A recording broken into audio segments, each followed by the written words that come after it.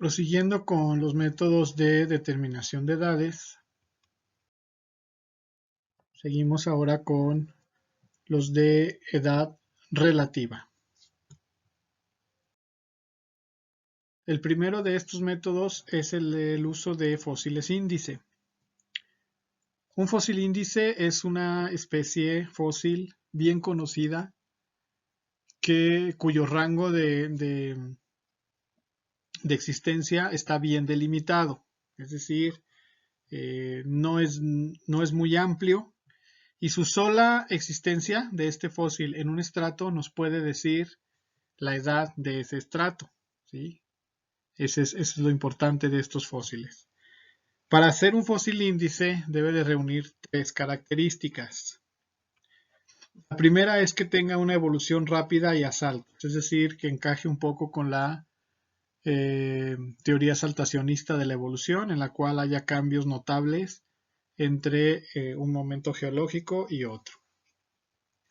También que tenga una amplia área de distribución. Si es muy limitado, bueno, pues tampoco va a ser una herramienta muy útil. Que no sea tan raro, es decir, que sea abundante en los estratos. Hay varias especies de fósiles como tal utilizados como estas herramientas y hay grupos completos que son muy útiles. Por ejemplo, los amonites en general, los trilobites, algunos grupos de mamíferos son muy buenos fósiles índice. Bien, aquí tenemos una tablita ilustrativa nada más de fósiles índice. Por ejemplo, vean en la parte inferior está Paradoxurus spinus, un trilobite, que digamos que es indicador del periodo cámbrico. Por supuesto que esta tablita es nada más como un ejemplo, pero existen listados muy grandes, accesibles ya en internet o en algunos libros y fuentes confiables, en donde vienen las especies que ya están reconocidas como fósiles índice y es una manera pues rápida, fácil y también, ya no digo barata, es gratuita de saber la antigüedad del estrato del que estamos viendo. Eso sí, pues es importante que exista al menos un fósil índice en los estratos. Entonces, ¿cómo se utilizan? Miren, este es un ejemplo muy sencillo. Miren, en la parte izquierda tenemos una columna estratigráfica en donde está una parte color rosa, ¿no? Ahí tenemos 6 ejemplares, 2 nautilos, uno azul y uno naranja, y luego 2 bivalvos, uno verde y uno amarillo, una estrella de mar azul, y ahí dice que hay un fósil desconocido, pues, no sé, una esponja, un coral, no sé, un invertebrado ahí, ¿no? Queremos saber la antigüedad de ese bicho a través de los otros fósiles que tenemos ahí. Ahora, a la derecha vean cómo tanto los 2 bivalvos como la estrella de mar tienen rangos muy amplios de existencia. Entonces, estos no son fósiles índice, no son útiles para eso. Pero sí lo son el nautilo azul y el nautilo naranja, en rojo, pues. En este caso, eh, nautilo A y B, los pusimos aquí, ¿no? ¿Cómo entonces nos van a dar la edad, aunque su rango es amplio? Vean que en la parte rosa tenemos la parte inferior del rango del nautilo B y la parte superior del rango estratigráfico del nautilo A. Nada más en esa parte es donde se traslapan, digamos. Entonces, si los encontramos juntos, quiere decir que están traslapados. Por lo tanto, todo lo que esté en ese estrato rosa, ya sabemos la antigüedad solo por ese traslape. ¿Sí? Espero haberme dado a entender. Esa es la manera como tenemos ese rango, ¿no? Este método es muy utilizado en el ámbito paleontológico y pues de esta manera nos puede decir a grandes rasgos la antigüedad de muchos estratos o de algunos estratos y el rango de existencia de estos fósiles. El otro método de edad relativa es la correlación estratigráfica.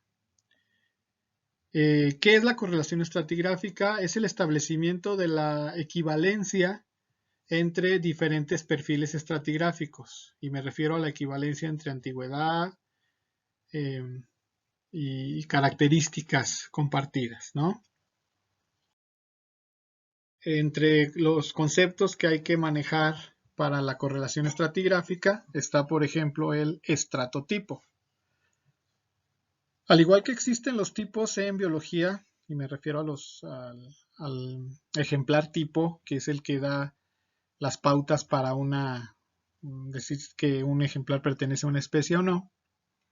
Un estratotipo es una sucesión estratigráfica ideal con la que podemos comparar a otras. Por eso quise mostrarles esta imagen. Corresponde al Gran Cañón Colorado, del río Colorado. Los estratos que ven allá a los lados del río, que van hasta arriba, muchos tienen fósiles, muchísimos, y tienen representantes desde el Cámbrico hasta el Holoceno. Entonces, como ya tenemos, ya se encuentra bien ubicado la antigüedad de cada uno de ellos, se pueden hacer estudios regionales comparándolo con estos, porque estos ya están conocidos. Si tenemos estratos similares, por ejemplo en Sonora o en lugares muy cercanos, Baja California, por ejemplo, ya con eso, con la existencia de fósiles índice en este lugar, en el río Colorado, en el Cañón Colorado, pues, eh, podemos saber la antigüedad en otros lugares, aunque no se comparta el fósil índice. Eso que quede claro, que vemos otras características. ¿A qué características me refiero? Son los otros conceptos que hay que manejar. Y son los conceptos de facies. Les recuerdo que en latín fascia significa cara o rostro. En este caso existen dos tipos de facies que se le ven a los estratos. Las biofacies, que es el contenido en fósiles y todo lo biológico que tuvo que ver con su formación. Por ejemplo, si fue un arrecife de coral que lo hayan formado de manera biológica, obviamente, entonces todo eso, todas esas interpretaciones son biofacies. Y tenemos la litofacie, que son las características geológicas. Por ejemplo, aquí vemos que el estrato amarillo con puntitos está hecho de areniscas y los que están como en ladrillitos, siempre de esta manera es como se representan a las calizas. Y en las calizas, bueno, pues son fondo marino, eso siempre está relacionado así, hay contadas excepciones continentales. Entonces, estas dos características, dos conjuntos de características son los que se les ven a los estratos para poder establecer la equivalencia y hacer la correlación. Aquí vemos, por ejemplo, cómo con la existencia de algunos fósiles podemos establecer la equivalencia de los estratos, aunque en una columna no estén representados todos los estratos que están en la otra. Pero la equivalencia sí se puede establecer gracias al análisis de las biofacies y las litofacies. Y con esto ya podemos ir viendo que hay cierta relación, a pesar de que geográficamente estén lejanas. Aquí, por ejemplo, estamos hablando del estado de Montana y del estado de Texas, con una distancia de 1900 kilómetros. Y a pesar de eso, podemos encontrar los mismos estratos. Esto sucede en las formaciones muy grandes. Bien, aquí lo vemos también. Estos son perfiles estratigráficos, claro que están muy esquematizados, pero así es como se ponen. La biofacie está representada por los fósiles y la litofacie por los símbolos geológicos. Por ejemplo, otra vez donde ven ladrillitos, las partes azules son calizas y son fondos marinos, ¿no? Por ejemplo. Y entonces vean cómo por medio de líneas se establece la equivalencia en estratos que están a 60 kilómetros de distancia, los de los extremos. El número de estratos y el número de columnas, bueno, pues puede variar. Esta es la manera en cómo se esquematizan. Este sí ya es un trabajo más formal. Más o menos así es como se publican los trabajos de correlación estratigráfica, que son muy importantes para establecer la historia natural de un lugar. Es decir, todos los procesos que se llevaron a cabo para formar geológicamente y topográficamente ese lugar. Vean cómo ahí en esa como barranca hecha por un río, naturalmente por acción hídrica, van aflorando los estratos, algunos tienen fósiles, y de esa manera es como podemos acceder a qué es lo que fue sucediendo, cuándo fue fondo marino, cuándo bajó el nivel del mar, etcétera. Son cosas muy interesantes que nos da la correlación estratigráfica, más allá de darnos solo la edad. Entonces, estas interpretaciones se dan. La correlación estratigráfica es muy importante el uso de fósiles índice, o sea, del método anterior, y también la datación o fechamiento radiométrico. Pero con eso ya establecemos cuáles son equivalentes. Vean, esta zona está muy erosionada ya por el agua, pero vean que los estratos, algunos se siguen conservando y gracias a la presencia de fósiles podemos establecer la equivalencia.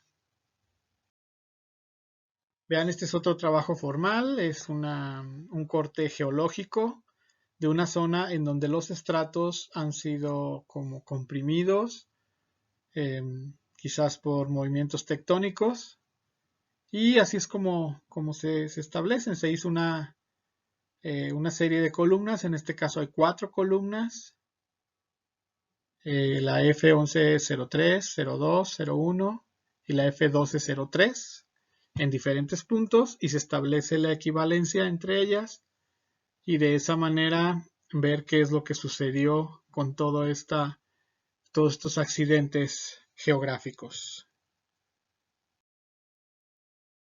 Y bueno, finalmente decir que estos métodos, los de edad relativa, son los más ampliamente utilizados porque simplemente implican la interpretación y la búsqueda de elementos directamente, sin involucrar análisis que puedan ser bastante costosos. Eso no se los mencioné hace rato, pero los métodos de datación radiométrica pues suelen ser costosos.